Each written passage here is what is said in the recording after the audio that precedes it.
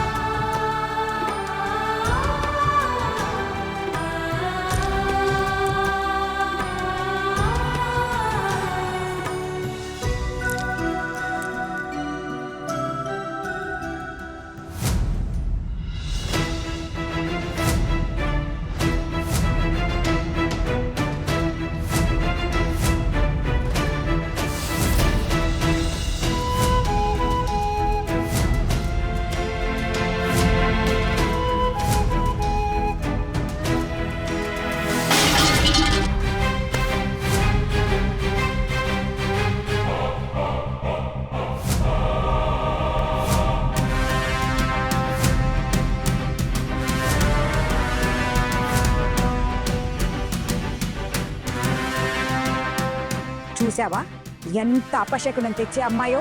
అడుగు పెట్టగానే అశుభ సంకేతాలు మొదలయ్యాయి. ఈమె ఈ ఇంటి కోడలు ఎలా అవుతుందో ఏమో, ఎక్కడ నా కుటుంబాన్ని నాశనం చేస్తుందో. పెద్దమ్మ, చీరలో కాలు అడ్డం పడింది, అందుకే. ఇలాంటి వాటి వల్ల ఏమీ అవ్వదు, ఇవన్నీ వట్టి మాటలమ్మా. చాలు టుకున్, నిన్నటి నుండి చాలా వింటున్నాను. ఈ అపశకునం తెచ్చే అమ్మాయిని వంశపు కోరల్ని చేయటానికి నా వెంట పడ్డారు కదా, చూసారా? ఇక చాలు మీ నాటకాలు.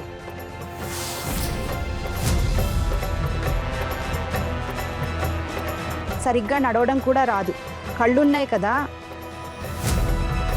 జాగ్రత్తగా కాలు పెట్టలేవా? నిన్న నీ వల్లే ఇంత పెద్ద గొడవ జరిగింది. అయినా నీలో మార్పు లేదు. మీ అమ్మ ఏమీ నేర్పించి పంపలేదా? చిన్న ఆచారం కూడా సరిగ్గా చేయలేవా? అక్క చెప్తోంది కరెక్టే, నువ్వు అపశకునానివి.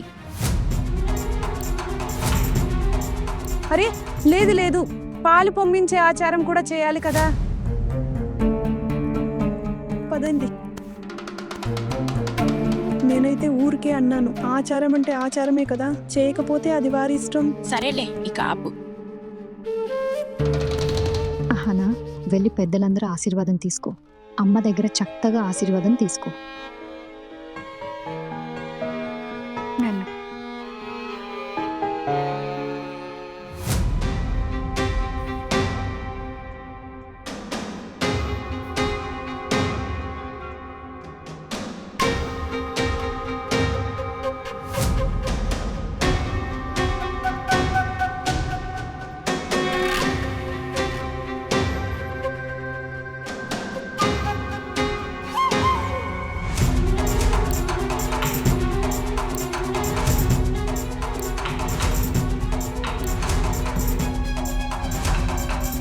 నా కాళ్ళు మొక్కమంటే ఏం చెప్పానా?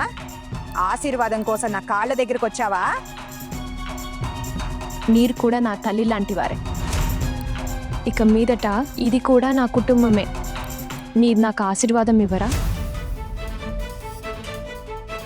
ఇక చాలు, మా కాళ్ళు మొక్కాల్సిన అవసరం లేదు. అహానా, నీకు చిన్నతో పెళ్లి జరిగినంత మాత్రాన ఈ ఇంటి వాళ్ళు నిన్ను నెత్తిరి పెట్టుకుంటారు అనుకోకు. ఈ వంశపు కోడలిగా మారడానికి నీకు శిక్షణ ఉంటుంది. ఆ శిక్షణ నేనే స్వయంగా ఇస్తాను. అందులో నువ్వు పాస్ అయితేనే ఈ ఇంటి కోడలివి అనిపించుకుంటావు. లేదంటే నువ్వు తిరిగి మీ పుట్టింటికి వెళ్ళిపోవాలి. మీరెలా కోరుకుంటే అలాగే జరుగుతుందమ్మా. నా రాతని నేను మార్చుకోలేను కదా. మీకేది సరైనదనిపిస్తే అది చేయండి. మీరేం చెప్పినా నాకు సమ్మతమే. కేవలం కొన్ని రోజుల కోసం మీ అందరికీ సేవ చేసే అవకాశం ఇవ్వండి. నేను కోరుకునేది ఇదే.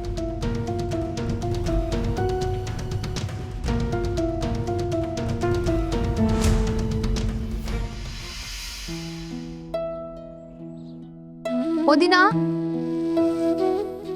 వదినా, మేము మిమ్మల్ని కలవడానికి వచ్చాము వదినా. ఓ దుర్గామాత, నువ్వు ఈ సమయంలో నిద్రపోతున్నావా? అత్తయ్య గారు చూస్తే ఇంట్లో పెద్ద రచ్చ జరుగుతుంది.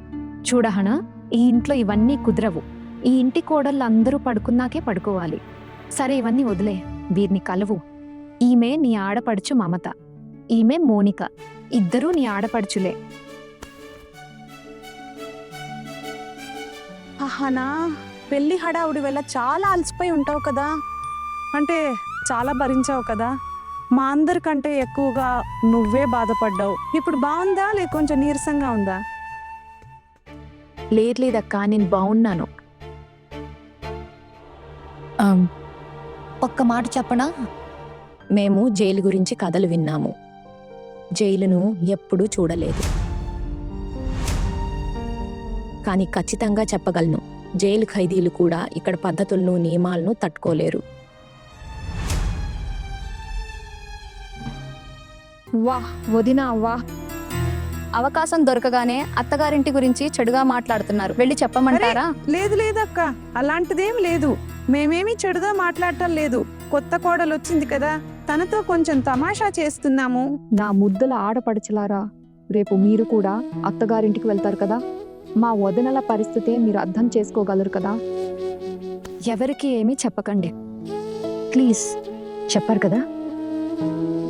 సరే, ప్రస్తుతానికి ఏమీ చెప్పము, కానీ ఎప్పుడైనా మాతో ఏదైనా గొడవ చేస్తే అప్పుడు తెలుస్తుంది మీ ఆడపడుచులు ఎంత ముద్దుల వాళ్ళు.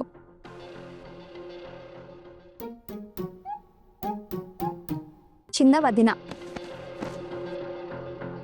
నేను నిన్ను చిన్న వదిన అని పిలుస్తాను. నువ్వు మా చిన్న అన్నయ్య భార్యో కదా, అందుకే. అవును వదిన, నిన్న మీ పెళ్లిలో ఏం జరిగింది?